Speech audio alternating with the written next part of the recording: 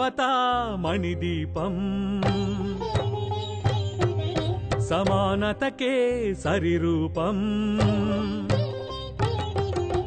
న్యాయం ధర్మం సేవా మర్మం కలగలిసినవో అపురూపం బాబాసాహెబ్ భీమ్రావ్ అంబేద్కర్ బాబాసాహెబ్ భీమ్రావ్ అంబేద్కర్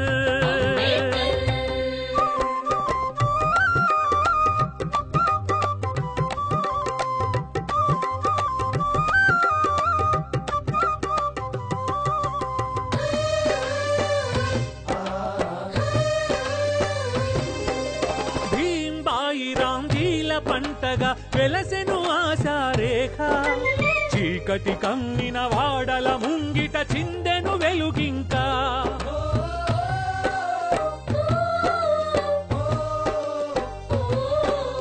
అంబావాడే అంబరమంటే సంబరాన మునిగే నీ పుట్టుకతో భరతావనికి నిండుతనం కలిగే బాబాసాహెబ్ భీమ్రావ్ అంబేద్కర్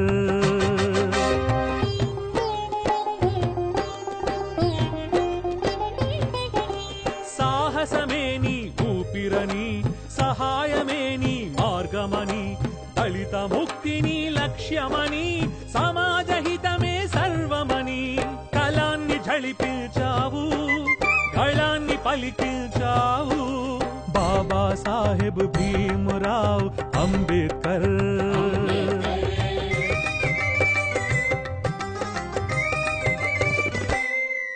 అంటరానితనమే ఘోరమని కుల వివక్ష తీరని శాపమని ప్రపంచానికే చాటావు ప్రచండాగ్నివై రగిలావు మరో బోధిసత్వుడవే నువ్వు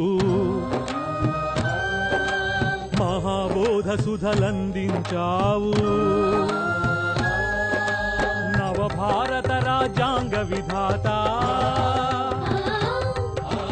అభినవ భావ సుగుణోపేత నవయుగ వైతాళిక విఖ్యాత భరతరత్నమా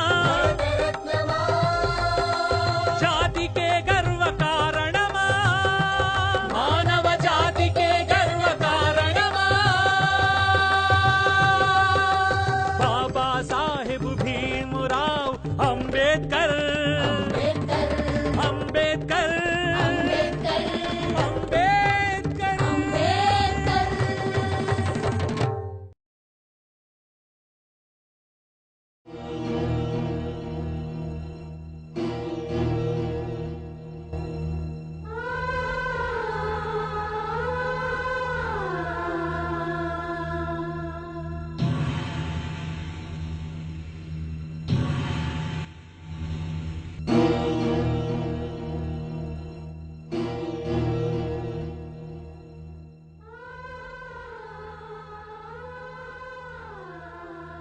ఆగిరా నిమ్మన జాతి వాడా ఎంత ధైర్యంరా అగ్రహారంలోకి రావడమే తప్పు పైపిచ్చు మాకే ఎదురొస్తావా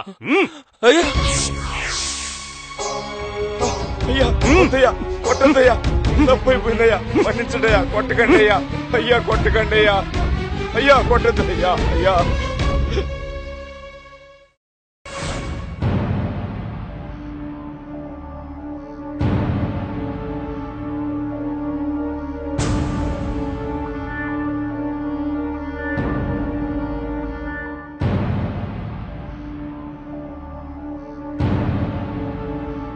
రేయ్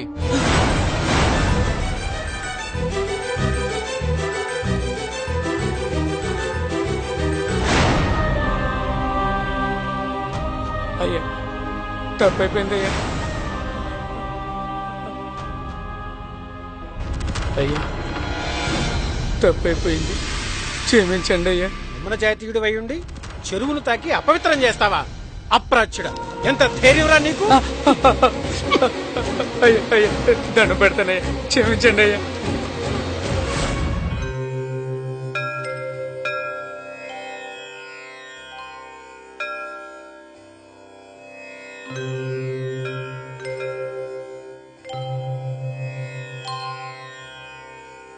ఆగండి. గుళ్ళోకి రావడానికి ఎంత ధైర్యంరా మీకు?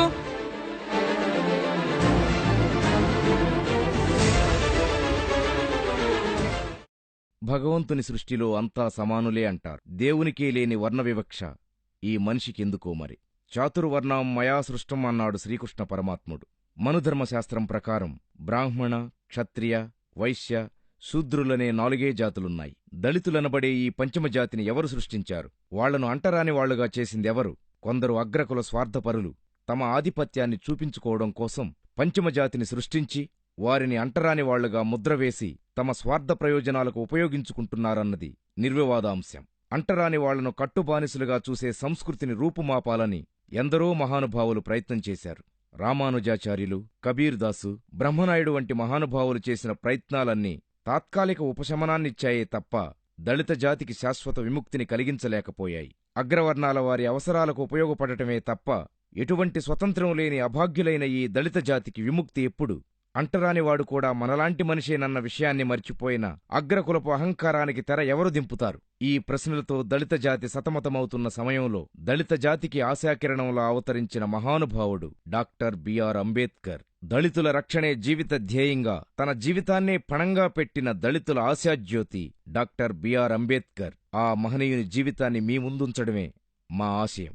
మధ్యప్రదేశ్లోని మౌ అనే పట్టణంలో రామ్జీ మాలోజీ సక్పాల్, భీమాబాయి అనే దంపతులకు 14వ సంతానంగా జన్మించారు డాక్టర్ బిఆర్ అంబేద్కర్.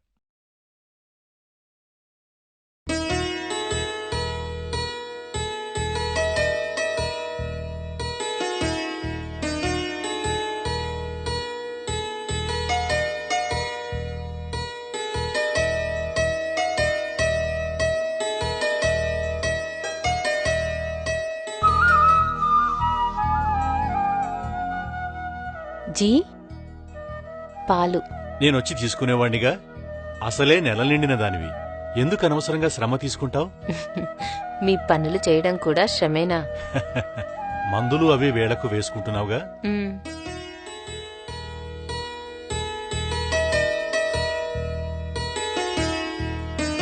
బేటా బలరాం బయట ఆడుకుంటున్నాడండి. ఓహో అలాగా. నాకు డ్యూటీకి టైం అయింది, నేను వెళ్ళొస్తాను. బేటా రామ్జీ,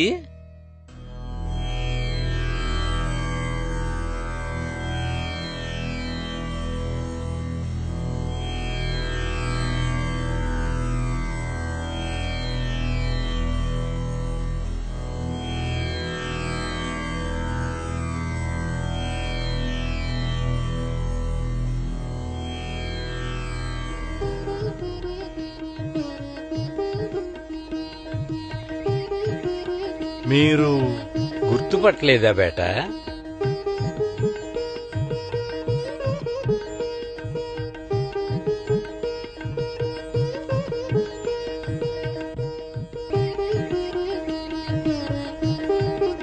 మీరు కాళోజీ బాబాయ్ కదూ?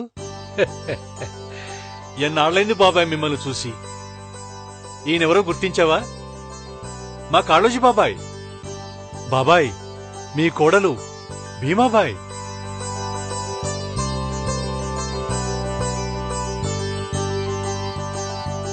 దీర్ఘ సుమంగళీ భవ.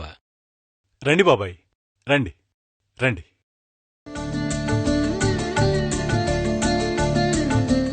ఇన్నేళ్లు ఎక్కడున్నారు బాబాయ్? ఇప్పటికైనా వచ్చారు, అదే సంతోషం. ఇక మమ్మల్ని విడిచి వెళ్ళకండి. లేదు బేట, ఈ ప్రాపంచిక విషయాల మీద నాకు విరక్తి పుట్టింది.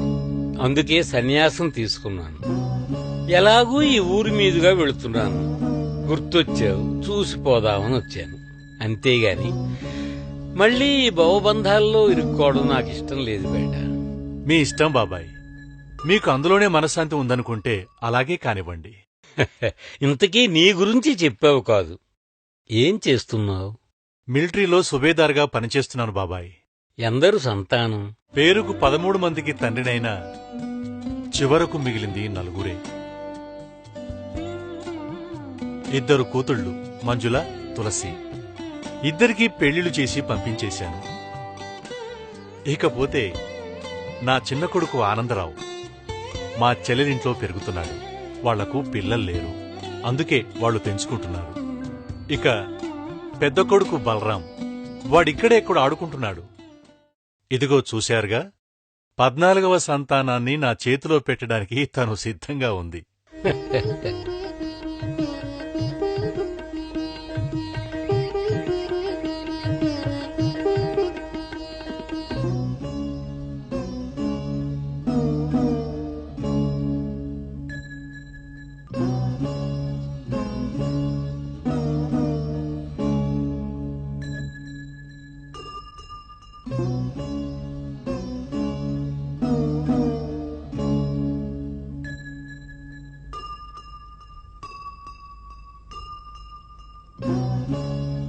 బేటా రామ్జీ, నీ జన్మ ధన్యమైందయ్యా.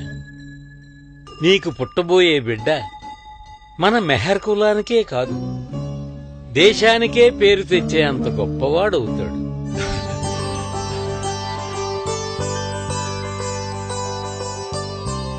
జాతి నాయకుడవుతాడు, జాతికి వెలుగు చూపించే మార్గదర్శి అవుతాడు, యావత్ భారతదేశం గర్వించదగ్గ మహనీయుడవుతాడు. నిజమా బాబాయ్? నా మాట పుల్లుపోదు బేట.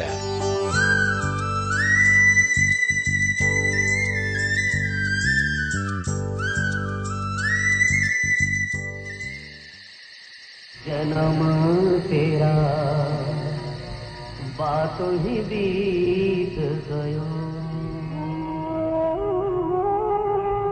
जन्म तेरा बातों ही बीत गयो, तूने कब हुआ राम कहो रे, तूने कब हुआ कृष्ण कहो, जन्म तेरा बातों ही बीत गयो, जन्म तेरा बातों ही बीत गयो। अम्मा!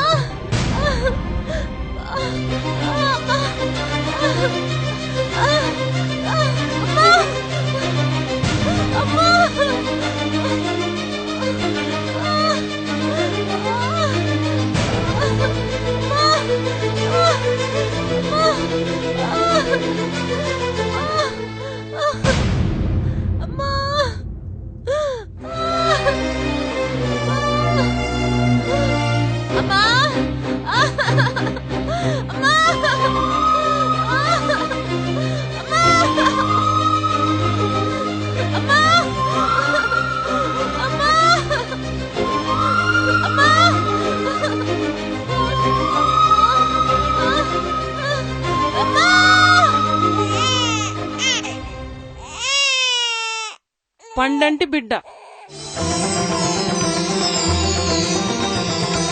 అయ్యా, మీకు మగపిల్లాడు పుట్టాడు. మగబిడ్డ?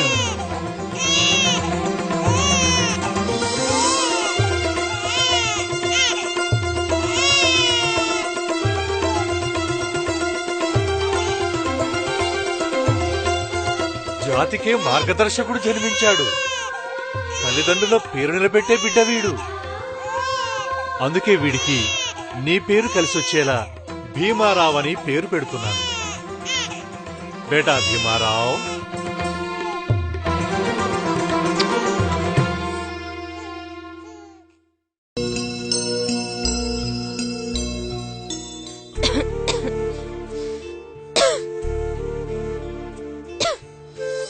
బేటా భీమారావు,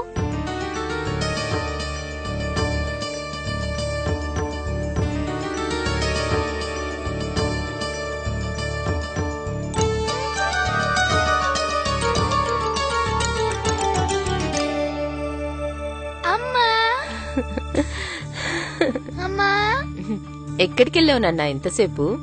చిన్ని బుజ్జి కాకలేయడం లేదా? పొద్దుననంగెప్పుడో 2 మెతుకులు తిన్నావు, ఆకలి లేదంటావేనన్నా? రా కూర్చో, అన్నం తిందు గాని. మరన్నయ్యకి అన్నయ్య అంటే ఎంత ఇష్టం రా నీకు. అన్నయ్య కూడా తినిపిస్తాను. బేటా బలరాం, కూర్చోండి.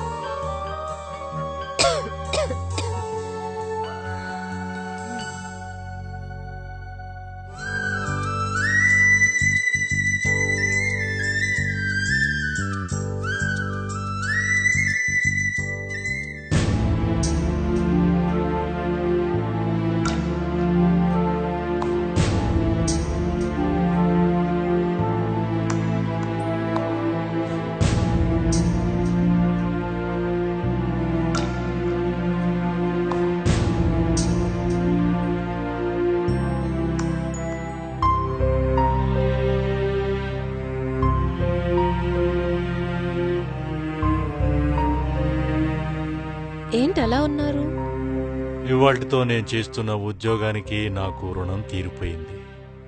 రిటైర్ అయిపోయాను. ఆ? అయ్యో, ఇప్పుడు ఎలాగండి? నువ్వేం దిగులు పడకు. రూల్స్ ప్రకారం నన్ను సర్వీస్లోంచి తీసేశారు, కానీ నా ఒంట్లో ఇంకా సత్తువ ఉంది. ఇంకేదైనా పని వెతుకుంటాను. ఈ పల్లెటూరులో ఇంకో పని దొరకడం అంటే కష్టమే కదండి. అందుకే మహారాష్ట్ర దేశం వెళ్లి పని వెతుక్కుందాం అనుకుంటున్నాను. అమ్మో, అంత దూరమా? బ్రతుకుదెరువు కోసం ఎంత దూరమైనా వెళ్ళక తప్పదు. మహారాష్ట్ర దేశంలో సతారా అనే ఊరు ఉంది. అక్కడ నాకు తెలిసిన వాళ్ళు చాలా మంది ఉన్నారు. ఉద్యోగం దొరకడం కూడా పెద్ద కష్టమేం కాదు. అక్కడైతే పిల్లల చదువు కూడా ఇబ్బంది ఉండదు. ఏమంటావ్? ఏదైనా అనడానికి నాకేం తెలుసని? మీకేది మంచిదనిపిస్తే అదే చేయండి. ఎల్లుండి మన ప్రయాణం. సామాన్లన్నీ సర్దేసేయి. ఉమ్.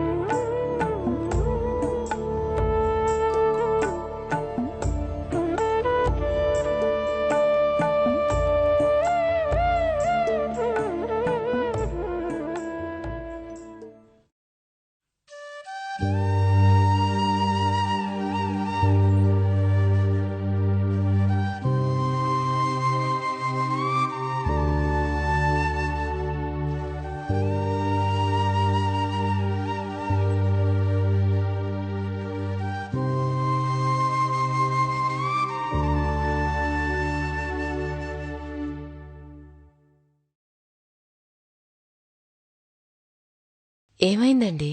ఏముంది, మామూలే. ఆ ఊళ్ళో నేను మిలిటరీ వాడిని కాబట్టి పెద్దగా ఇబ్బంది కాలేదు. కానీ ఇక్కడ మామూలు ఉద్యోగిని కదా. ఇంతకీ ఏమైందండి? మెహర్ కులంలో పుట్టడం మనం చేసుకున్న పాపమా? చూస్తుంటే ఈ ఊళ్ళో అగ్రవర్ణాల దాష్టికం మరీ ఎక్కువగా ఉన్నట్టుంది. ఏ ఊరైనా అంతే. ఎక్కడికెళ్ళినా మనల్ని నిమ్నజాతి కింద చూస్తారే తప్ప వాళ్లతో సమానంగా గౌరవించరు కదా. మనమే సర్దుకుపోవాలి, తప్పదు. అంతే అంతే. అవును, ఇంతకు పిల్లలేరి? బయటెక్కడో ఆడుకుంటున్నారు. అన్నట్టు పిల్లల్ని బడిలో చేర్పించే విషయం ఏమైనా ఆలోచించారా? ఆ విషయమూ కనుక్కున్నాను. ఈ ఊళ్ళో సర్కారు బడుంది, వెళ్లి మాట్లాడాను. రేపే పిల్లల్ని తీసుకెళ్లి బడిలో చేర్పిస్తాను. హాయ్ ఫ్రెండ్స్, మా టుడే టుమారో యూట్యూబ్ ఛానల్ చూసినందుకు చాలా సంతోషం. మీకు నచ్చితే లైక్ చేయండి, సబ్స్క్రైబ్ చేయండి. నచ్చకపోతే కామెంట్ చేయండి.